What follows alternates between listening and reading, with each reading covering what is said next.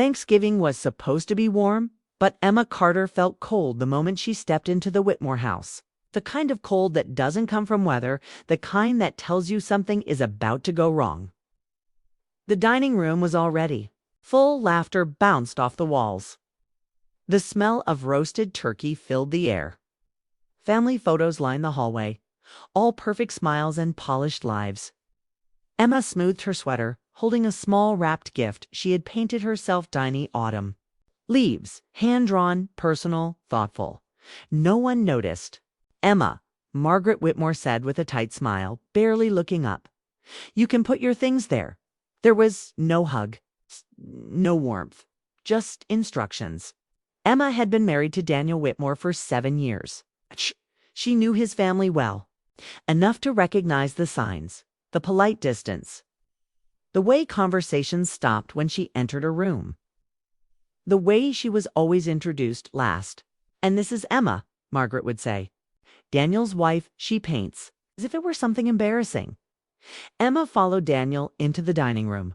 He adjusted his tie, avoided her eyes. That hurt more than the cold looks from his family. Daniel used to hold her hand in rooms like this, used to smile when people asked about her art, used to say, "She's talented.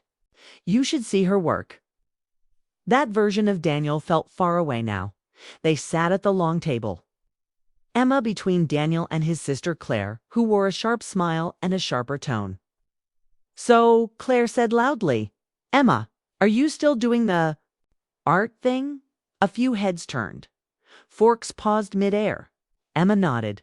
"Yes, I've been preparing a new series." Claire laughed softly. "That's cute. I mean, as long as Daniel's okay being the only real income." Emma felt heat rise to her face. She opened her mouth to respond, but Margaret spoke first. "Daniel works very hard," Margaret said. "Long hours, serious responsibilities. It's stressful when one partner doesn't really contribute." Emma looked at Daniel. Surely he would say something now? He didn't. The conversation moved on, but the damage was done. Each comment landed heavier than the last. So many artists and uncles said, but not many successes. "You can't build a future on feelings," someone else added. "Art is fine for weekends," Claire said, sipping her wine. "Marriage is different." Emma smiled through it all. She had learned how years of practice. She reminded herself she had sold 3 paintings that month, that people cried when they saw her work, that her art mattered. But in that room, none of it seemed real. Dinner was served. Plates passed around. The turkey was praised. The wine flowed. Laughter returned, just not for her. Emma's chest felt tight. She reached for Daniel's hand under the table. He pulled away. That was when she knew. When dessert came out, pumpkin pie, whipped cream perfectly shaped, Daniel stood up. The room quieted immediately. The Whitmores respected a man who stood tall and spoke clearly. Emma looked up at him, confused. Her heart started beating fast. "There's something we need to address," Daniel said. His voice was steady. Too steady. Emma waited for him to joke. "It's a toast." To say something safe. Instead, Margaret slid an envelope across the table. It was thick. Official. White. Emma stared at it, her mind slow to understand. Daniel took a breath. "This marriage has been struggling for a long time." A long time. Emma felt dizzy. "We've grown apart," he continued. "Different values. Different goals." Emma's ears rang. She heard the word before he said it, felt it crash into her chest. "These are divorce papers." The room was silent. Someone shifted in their chair. Someone else cleared their throat. Emma looked down at the envelope, then back at Daniel. "You're doing this now?" Margaret nodded. "We thought it was best to be honest. No more pretending." "Pretending," Emma whispered. Claire leaned back, arms crossed. "It's obvious you don't fit into this family, Emma. Let's not drag it out." Emma stood slowly. Her legs felt weak, but her voice was calm. In front of everyone, she said, On Thanksgiving, Daniel didn't look at her. Seemed efficient. Efficient. Emma felt something inside her crack not loudly. Not dramatically, but cleanly, like glass. She picked up the envelope. Her name was typed neatly on the front. 7 years reduced to paper. "I wish you had told me sooner," she said softly. "That you were ashamed of me." Daniel finally looked up. For a second, his eyes flickered. With something guilt, maybe? But it passed. Emma turned toward the door. No one stopped her. No one followed. The cold air outside hit her face like a shock. She breathed deeply, trying to stay steady as she walked down the steps. Behind her, laughter slowly returned. The sound of forks and plates. Thanksgiving continued without her. Emma didn't look back. She walked down the quiet street, her breath visible in the air, her heart aching but also strangely light. Because the worst had already happened and she had survived it. She didn't know it yet, but that night, that table, that envelope would be the moment her real life began. Emma Carter locked the door behind her and sank into the worn sofa in her Brooklyn studio. Thanksgiving was over, but the echo of her life breaking apart followed her like a shadow. The divorce papers lay on the table, heavy, official, final. She had signed them without argument. No shouting, no dramatic scene. Just the quiet, hard choice to let go. The room smelled faintly of paint and turpentine. Her canvases leaned against the walls, finished, raw, vibrant. They had always been. Her voice, her escape, her proof that she mattered. Tonight, though, they felt small, almost powerless compared to the family she had lost. She stared at one painting a golden sky over a quiet river. Beautiful, and yet it seemed meaningless at that moment. Emma spent hours alone that night, staring out the window at the city lights. They flickered like tiny promises, reminders that life went on outside the walls of her heartbreak. She thought about Daniel, how cold and distant he had become, how the family she had tried to love never truly accepted her. She realized something.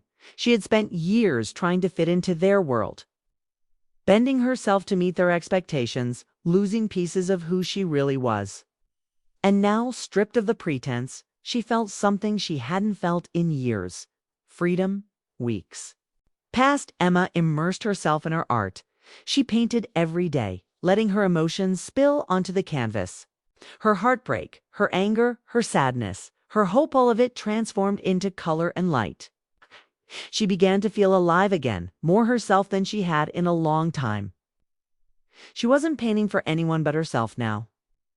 And that made every stroke meaningful. Then, one afternoon, her phone buzzed. An email from a gallery owner in Toronto named Michael Reyes. Emma nearly ignored it. She had learned not to expect much from the world outside her studio. But something in his words made her pause. He had seen her work online and wanted to feature her in a gallery exhibition. He called her style intimate, emotive, unforgettable. For days she hesitated. It felt too big, too sudden. Too much like stepping into a life that had always seemed out of reach. But then she realized she had nothing left to lose. Daniel was gone. His family's judgment no longer had power over her. This was her chance to shine in a world that might actually see her. Emma packed her canvases and shipped them to Toronto. She booked her own flight, nerves buzzing like electricity through her veins. She had never shown her work outside small local galleries. This was her leap into the unknown. The night of the exhibition arrived. Emma stood in the gallery surrounded by strangers who had come to see her paintings. The lights highlighted the textures and colors she had poured her soul into. People moved slowly from canvas to canvas, whispering to each other, sometimes stopping with tears in their eyes. Emma felt her heart swell in a way she hadn't in years. She was being seen, truly seen. Michael Reyes appeared beside her, quiet and confident.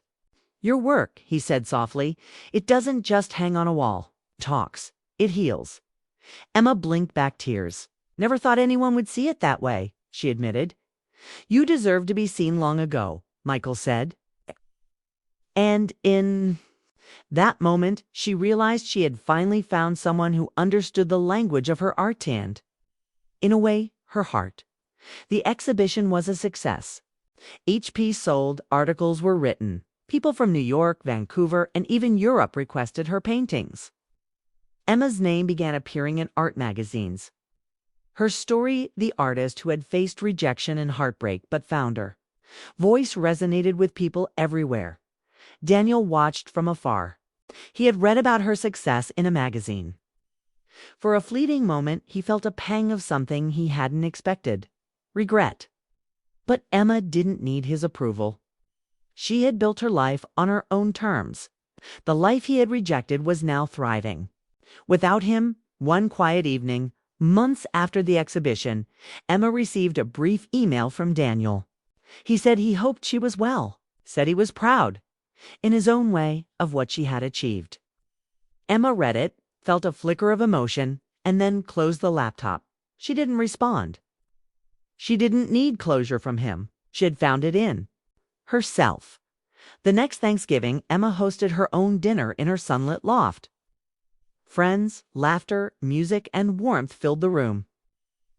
Her paintings lined the walls, telling stories of heartache, resilience, and beauty. For the first time, she realized that Thanksgiving could be about more than family obligation.